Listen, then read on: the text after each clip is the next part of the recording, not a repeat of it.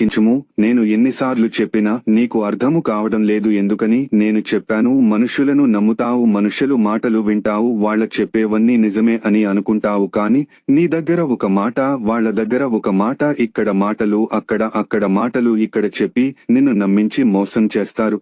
నీకు అర్థం కాదు, తెలియదు. వాళ్ళు చెప్పే మాటలు నిజమనుకుంటావు, నీ వెనకాల గోతులు తవ్వుతారు సుమ. ఎందుకంటే మనుష్యుల బుద్ధి నాకు తెలుసు కాబట్టి నీవు ఎవరిని నమ్మాలో ఎవరిని నమ్మకూడదో అయోమయంలో నీవు అనుకుంటావు నాకు మంచి చేస్తారు కదా అని. నీ చుట్టూ ఉంటూ నీ దగ్గర నటిస్తూ వేరే వాళ్ల దగ్గర చెడుగా చెబుతారు, నిన్ను హేళన చేస్తారు, నిన్ను చులకనగా చూస్తారు. నీ దగ్గర డబ్బు ఉంటే నిన్ను పలకరిస్తారు, నీ దగ్గరికి వస్తారు. నీ దగ్గర ఏమీ లేకపోతే నీవెవరో నేనెవరో అన్న కాడికి ఉంటారు. అలాగే నీ తల్లిదండ్రుల మధ్య, నీ అన్నదమ్ముల మధ్య, నీ అక్క చెల్లెల మధ్య, నీ బంధువుల మధ్య, నీ కుటుంబీకుల మధ్య చిచ్చులు పెడతారు, గొడవలు సృష్టిస్తారు, ప్రేమ లేకుండా చేస్తారు. వాళ్ళందరిలో నిన్ను విడదీసి నిన్ను ఒంటరి వానిగా చేస్తారు. నేను అప్పులైపోయాను, అప్పులు ఎలా తీరుతాయో అని బాధపడుతున్నావా? నీ అప్పులు నేను తీర్చివేస్తాను. అనారోగ్యముతో ఉన్నావా? ఒక రోగము తగ్గితే మరొక రోగం వస్తుందని బాధపడుతున్నావా? నీ బిడ్డలు నీ మాట వినడం లేదా? అమ్మా నాన్న మీకు ఏమీ తెలియదు,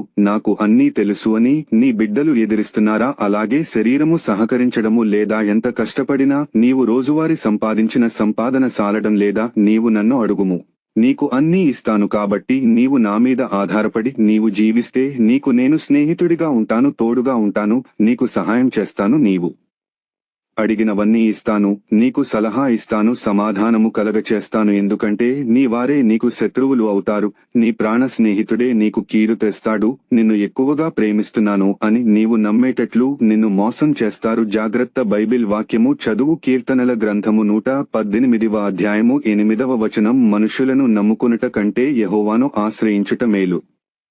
నా బిడ్డ, నీవు మనుషులను నమ్ముకుంటే వమ్ము చేస్తారు. ఇకనైనా అర్థం చేసుకో. నా మీద ఆధారపడి జీవిస్తే నీకు సమస్తాన్ని నేను ఇస్తాను. నీ దేవుడను ప్రభువుడనైనా యేసయ్యను మాట ఇస్తున్నాను. ఆమెన్.